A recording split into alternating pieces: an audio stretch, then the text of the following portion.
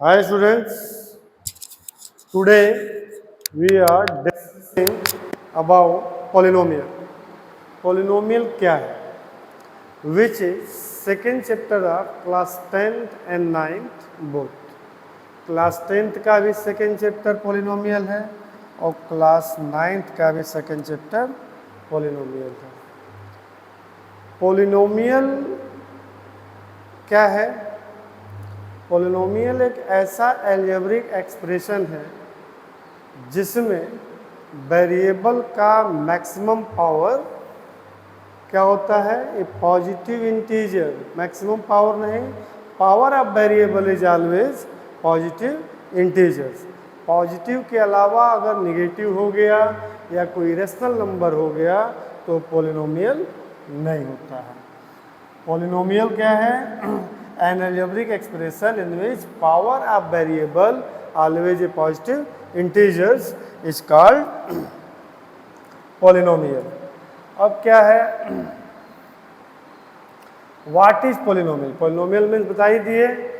ये polynomial is an algebraic expression in which each term has a non negative integer power of the variable. ठीक है।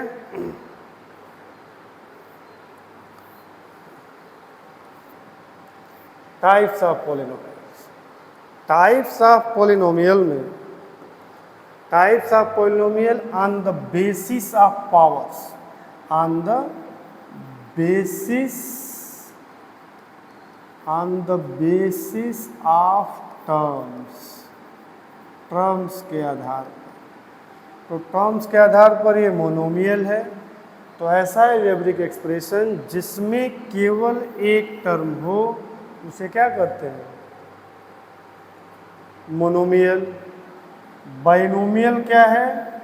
जिसमें केवल दो टर्म हो उन्हें बाइनोमियल कहते हैं और जिसमें तीन टर्म हो उन्हें ट्राइनोमियल कहते हैं। ठीक है।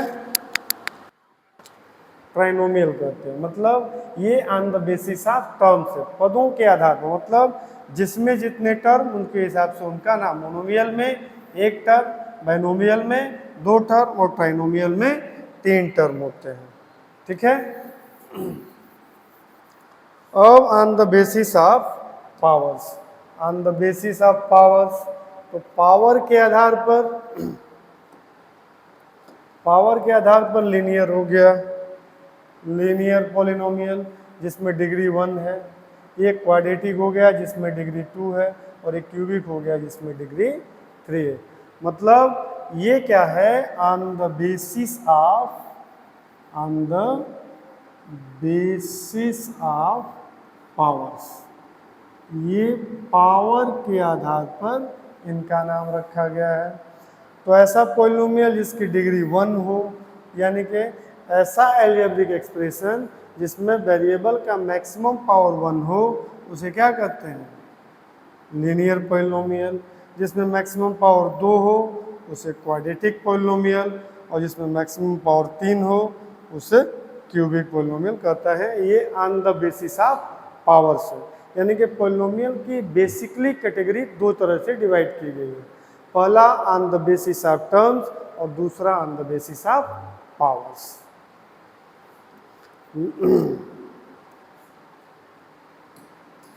अगला है आपका zeros of polynomial. Zeros of polynomial यानी कि किसी भी क्वाड्रेटिक पोलिनोमियल में जीरोज क्या है? तो क्वाड्रेटिक पोलिनोमियल के लिए हमेशा ध्यान रखिएगा कि मैक्सिमम जो क्वेश्चंस हैं ये क्वाड्रेटिक या क्यूबिक के होते हैं। लीनियर है तो उसमें एक ही जीरो होगा। क्वाड्रेटिक पोलिनोमियल के जीरोज फाइंड करने के लिए मान लीजिए कि कोई क्वाड्रेटिक है, ये पोलिनोमियल है x² - 5x + 6 = 0। तो इसको फैक्टराइज कर लेते हैं। फैक्टराइज मतलब मिडिल टर्म को स्प्लिट कर लिए। x - 2 - 3x - 2 = 0। तो x - 3 और ये x - 2 = 0। तो x - 3 = 0 तो x = 3 और x - 2 = 0 तो x = 2। ये क्या है? जीरोज क्या है? जीरोज वेरिएबल्स की वे वैल्यू होते हैं जिनको हम अगर इस पोलिनोमियल में रख दें, इस पोलिनोमियल को 0 कर देगा। तो यानी कि एक वैल्यू को अल्फा और दूसरी को बीटा करते हैं, ठीक है।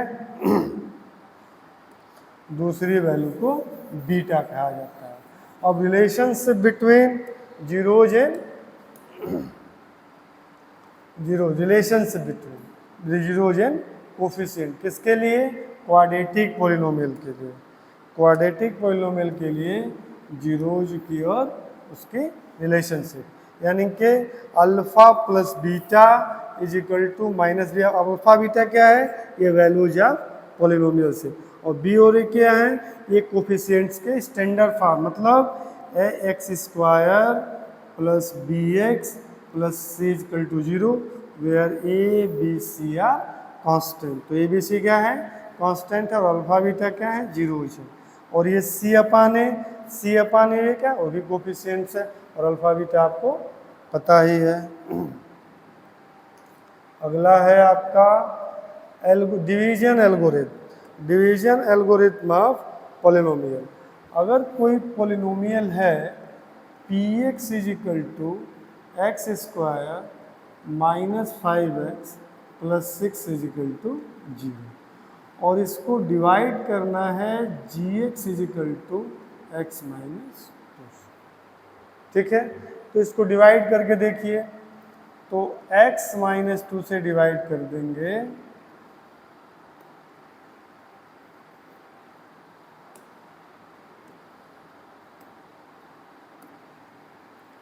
x माइनस 2 से डिवाइड करना है x square minus 5x plus 6 को। डिवाइड कीजिए, एक्स स्क्वायर है, एक्स है, तो यहाँ x हो जाएगा, एक्स स्क्वायर माइनस 2x हो जाएगा, माइनस ये प्लस ये खत्म, minus plus minus, minus 3x plus 6 minus 3x plus 6, ये प्लस ये माइनस ये खत्म हो गया, यानी कि रिमाइंडर 0। तो ये आपका जो बीच वाला है ये पी एक्स है, जिससे डिवाइड कर रहे हैं वो जी एक्स है, और जो ये आ रहा है ये क्यू एक्स है, और जो बच रहा है ये आर एक्स है। तो इसके हिसाब से देखा जाए तो P X is equal to G X into Q X plus R X. ये डिवीजन एल्गोरिथम है अलजेब्रिक एक्सप्रेशंस, ठीक है। आगे बढ़ते हैं।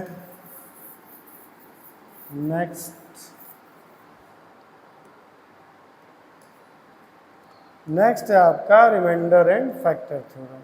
रिमाइंडर एंड फैक्टर का मतलब ये हुआ, रिमाइंडर का मतलब है कि मान लीजिए कोई पोलिनोमियल आपको दिया है P X is equal to, उसी को ले लेते हैं जो अभी कर रहे थे,